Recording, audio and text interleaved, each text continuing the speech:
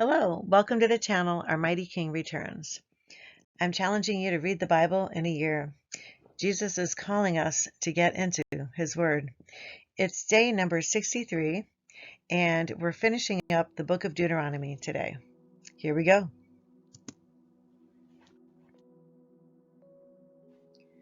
Chapters 31 to 34.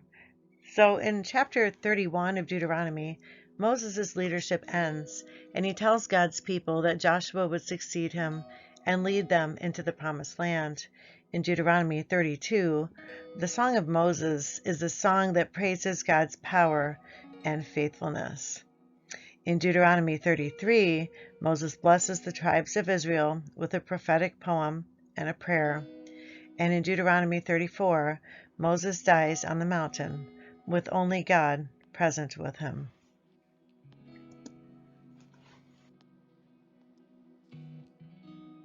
Chapter 31.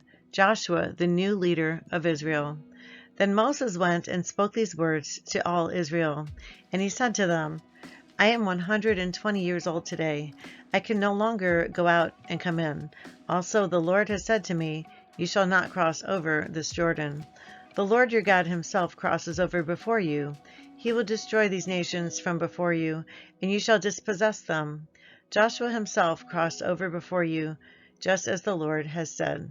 And the Lord will do to them as he did to Sihon and Og, the kings of the Amorites and their land, when he destroyed them. The Lord will give them over to you, that you may do to them according to every commandment which I have commanded you. Be strong and of good courage. Do not fear, nor be afraid of them. For the Lord your God, he is the one who goes with you. He will not leave you nor forsake you.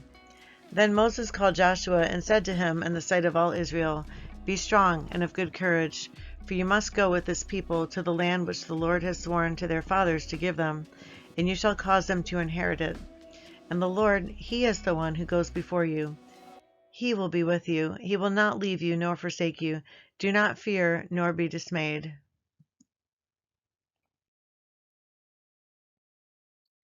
The law to be read every 7 years. So Moses wrote this law and delivered it to the priests, the sons of Levi, who bore the ark of the covenant of the Lord, and to all the elders of Israel.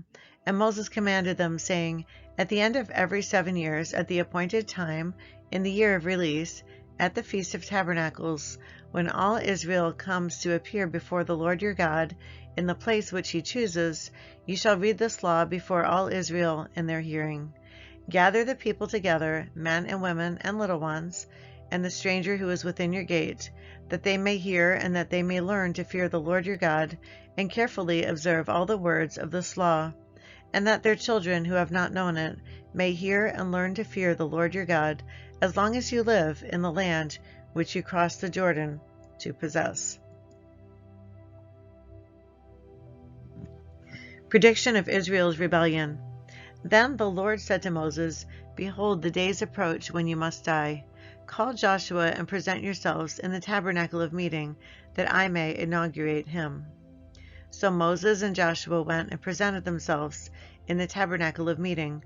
Now the Lord appeared at the tabernacle in a pillar of cloud, and the pillar of cloud stood above the door of the tabernacle. And the Lord said to Moses, Behold, you will rest with your fathers, and this people will rise and play the harlot with the gods of the foreigners of the land, where they go to be among them. And they will forsake me and break my covenant, which I have made with them.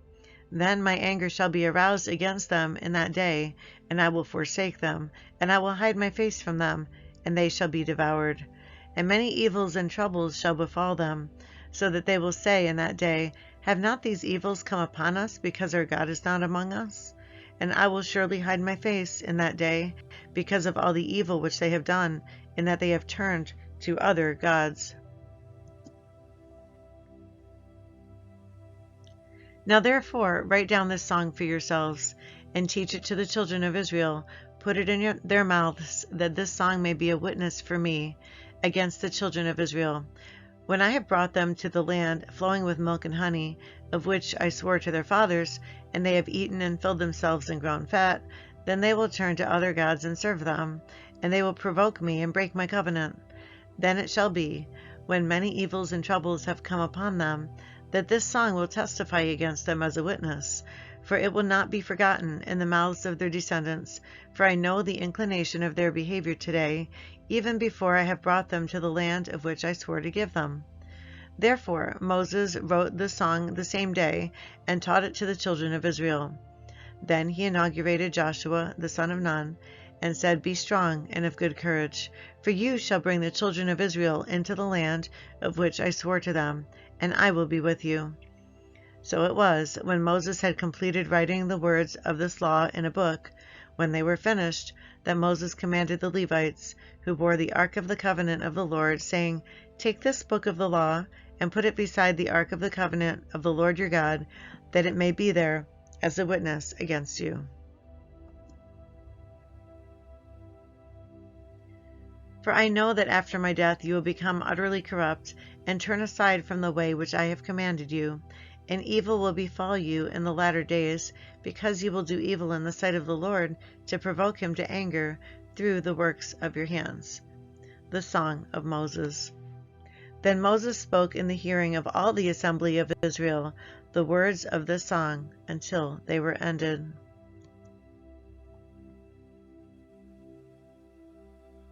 Give ear, O heavens, and I will speak, and hear, O earth, the words of my mouth. Let my teaching drop as the rain, my speech distill as the dew, as raindrops on the tender herb, as showers on the grass. For I proclaim the name of the Lord. Ascribe greatness to our God. He is the rock. His work is perfect, for all his ways are justice. A God of truth and without injustice. Righteous and upright is he. They have corrupted themselves. They are not his children, because of their blemish, a perverse and crooked generation. Do you thus deal with the Lord, O foolish and unwise people? Is he not your father who bought you? Has he not made you and established you? Remember the days of old. Consider the years of many generations. Ask your father, and he will show you, your elders, and they will tell you. When the Most High divided their inheritance to the nations, when he separated the sons of Adam, he set the boundaries of the peoples according to the number of the children of Israel. For the Lord's portion is his people, Jacob is the place of his inheritance. He found him in a desert land, and in the wasteland, a howling wilderness. He encircled him, he instructed him, he kept him as the apple of his eye. As an eagle stirs up its nest, hovering over its young, spreading out its wings, taking them up, carrying them on its wings. So the Lord alone led him, and there was no foreign god with him. He made him ride in the height of the earth, that he might eat the produce of the fields. He made him draw honey from the rock, and oil from the flinty rock, curds from the cattle, and milk of the flock, with fat of lambs, and rams of the breed of Bashan, and goats with the choicest wheat. And you drank wine, the blood of the grapes. But Jeshurun grew fat and kicked. You grew fat, you grew thick, and you are obese. Then he forsook God who made him, and scornfully esteemed the rock of his salvation. They provoked him to jealousy with foreign gods. With abominations they provoked him to anger. They sacrificed to demons, not to God, to gods they did not know, to new gods, new arrivals that your fathers did not fear. Of the rock who begot you, you are unmindful, and have forgotten the God who fathered you. And when the Lord saw it, he spurned them, because of the provocation of his sons and his daughters. And he said, I will hide my face from them. I will see what their end will be. For they are a perverse generation, children in whom is no faith. They have provoked me to jealousy by what is not God. They have moved me to anger by their foolish idols. But I will provoke them to jealousy by those who are not a nation. I will move to them to anger by a foolish nation. For a fire is kindled in my anger, and shall burn to the lowest hell. It shall consume the earth with her increase, and set on fire the foundations of the mountains. I will heap disasters on them. I will spend my arrows on them. They shall be wasted with hunger, devoured by pestilence and bitter destruction. I will also send against them the teeth of beasts, with the poison of serpents of the dust. The sword shall destroy outside, there shall be terror within, for the young man and virgin, the nursing child with the man of gray hairs. I would have said, I will dash them in pieces, I will make the memory of them to cease from among men, had I not feared the wrath of the enemy, lest their adversaries should misunderstand, lest they should say, Our hand is high, and it is not the Lord who has done all this. For they are a nation void of counsel, nor is there any understanding in them. Oh, that they were wise, that they understood this. That they would consider their latter end. How could one chase 1,000 and two put 10,000 to flight, unless their rock had sold them, and the Lord had surrendered them? For their rock is not like our rock, even our enemies themselves being judges. For their vine is of the vine of Sodom, and the fields of Gomorrah. Their grapes are grapes of gall, their clusters are bitter. Their wine is the poison of serpents, and the cruel venom of cobras. Is this not laid up in store with me, sealed up among my treasures? Vengeance is mine, and recompense. Their foot shall slip in due time. For the day of their calamity is at hand, and the things to come hasten upon them. For the Lord will judge his people and have compassion on his servants when he sees that their power is gone.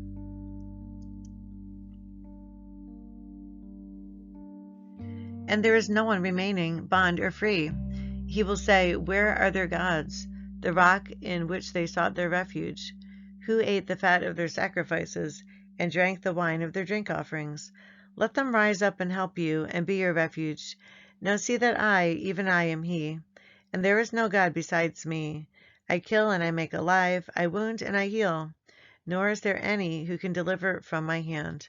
For I raised my hand to heaven and said, As I live forever, if I whet my glittering sword, and my hand takes hold on judgment, I will render vengeance to my enemies, and repay those who hate me. I will make my arrows drunk with blood, and my sword shall devour flesh, with the blood of the slain and the captives, from the heads of the leaders of the enemy. Rejoice, O Gentiles, with his people, for he will avenge the blood of his servants, and render vengeance to his adversaries. He will provide atonement for his land and his people. So Moses came with Joshua the son of Nun, and spoke all the words of the song in the hearing of the people. Moses finished speaking all these words to all Israel, and he said to them, Set your heart on all the words which I testify among you today, which you shall command your children to be careful to observe, all the words of this law. For it is not a futile thing for you, because it is your life, and by this word you shall prolong your days in the land which you cross over the Jordan to possess.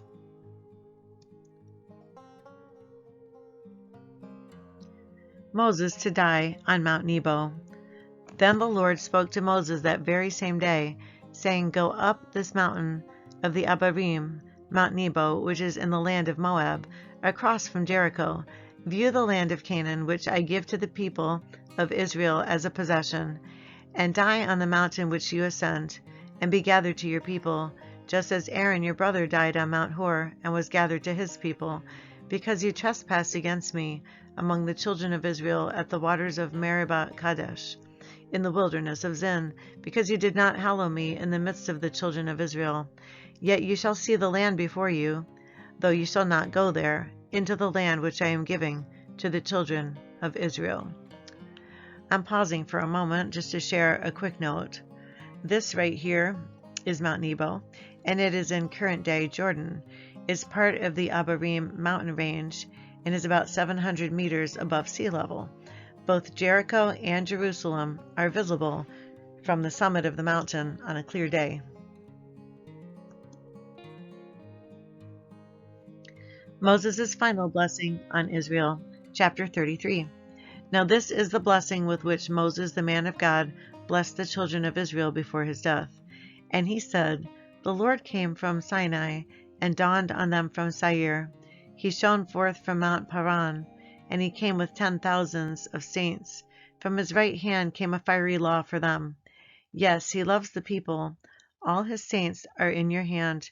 They sit down at your feet. Everyone receives your words. Moses commanded a law for us, a heritage of the congregation of Jacob. and he was king in Jeshurun. When the leaders of the people were gathered, all the tribes of Israel together, let Reuben live and not die, nor let his men be few. And he said of Judah, Hear, Lord, the voice of Judah, and bring him to his people. Let his hands be sufficient for him, and may you be a help against his enemies. And of Levi he said, Let your Thummim and your Urim be with your Holy One, whom you tested at Massah, and with whom you contended at the waters of Meribah, who says of his father and mother, I have not seen them.